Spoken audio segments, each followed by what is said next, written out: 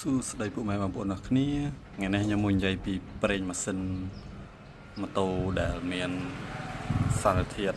fully synthetic បងប្អូនអាហ្នឹងសម្រាប់បងប្អូនដែលស្រឡាញ់ម៉ូតូខ្លាំងមិនសម្រាប់បងប្អូនដែលស្រឡាញ់ខ្លាំងទេណាគេក៏ស្រឡាញ់ម៉ូតូដែរអញ្ចឹងបងអញ្ចឹងបងប្អូនមិនថាបងប្អូនប្រើប្រេងម៉ូតូម៉ាកអីក៏ដោយបងប្អូនគួរតែទិញប្រេងម៉ូតូណាដែលមានពាក្យ fully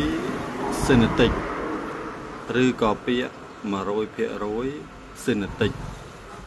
អញ្ចឹងអាហ្នឹងវាទៅតាមក្រុមហ៊ុនដាក់អញ្ចឹងក្រុមហ៊ុនខ្លះក៏ដាក់ 100% synthetic ក្រុមហ៊ុនខ្លះក៏ដាក់ fully synthetic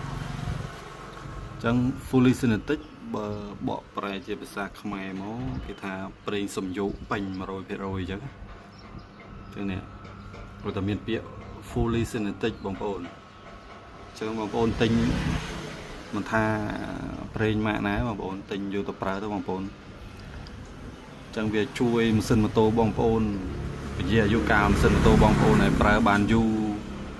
ឲ្យជួយម៉ាស៊ីនម៉ូតូបងប្អូនរត់ស្រួល smooth អញ្ចឹងបងប្អូនអញ្ចឹងបងប្អូនទិញប្រេងម៉ូតូថា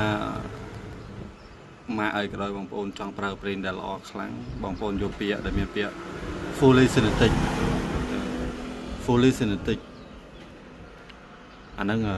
100% synthetic អញ្ចឹងបងប្អូនត្រូវការអីអាចចង់បានប្រេងល្អអីអាចកំងពីខ្ញុំបានណា